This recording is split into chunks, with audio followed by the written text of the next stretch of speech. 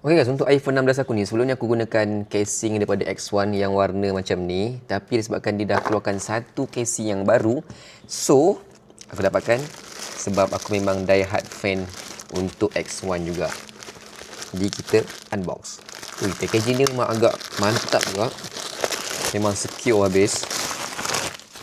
Wah. Aku beli dua benda sebenarnya tau. Aku beli casing yang cantik ni, dan juga aku beli satu Magflix yang ni. Tapi tak apa, yang ni aku tak nak cerita sekarang, aku nak cerita nanti. Yang ni aku nak ceritakan kat korang.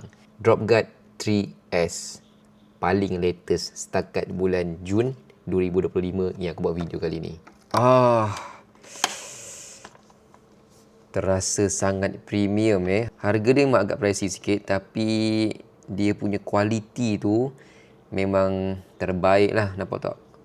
Kalau korang pegang memang sangat sedap, serius weh. Dia tak tebal mana pun, tapi dia memang protect habis tau. Dalam ni dia ada MagSafe ring dia, dan korang boleh tengok tadi X1 Shock Dominator One Guard Drop Protection, engineered by X1. Mantap, serius.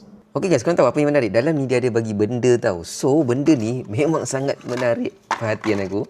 Ini adalah button-button dekat tepi-tepi ni yang korang boleh tukar tau. Yang default dia bagi warna hitam. So korang boleh tukar warna kuning, warna merah jambu macam ni, ataupun warna oranye. Kali ni aku rasa aku macam nak tukar warna kuning sebab nampak menyelah untuk aku punya casing baru ni.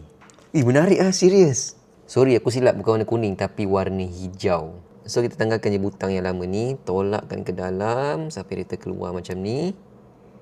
Dan kita ambil yang baru, kita masukkan sahaja. Cantiknya. Okey, yang lain pula. Tolak, dia terus terbuka. Tolakkan semua. Dan kita tukarkan yang baru. Guys, cantik guys. Ini button lock. Ni action button, volume up, volume down, warna ni. Sekarang ni aku pakai yang warna hijau macam ni. Mungkin lepas ni aku akan mixkan warna-warna dia. Lagi menarik kan? Tapi tak apa, itu nanti kita akan buat. So, mana phone aku? Pakaikan handphone dekat casing dia. Serius, memang sangat sedap feel pegang tu. Mantap habis dengan butang yang cantik macam ni. Okey, kita try MagSafe dia pula. Ni aksesori MagSafe aku. Dekatkan. Mantap. Agak kuat juga, tak ada masalah nak goyang-goyang ke, nak hantar-hantar macam ni. So guys, apa lagi? Kalau korang nak casing yang premium macam ni, kat mana? Link ada dekat bawah. Harga dia memang agak mahal sikit, tapi puas hati. Serius, yang ni menarik. Yang ini menarik. Ada dua lagi warna yang aku tak try. Nanti aku akan try juga. Okay?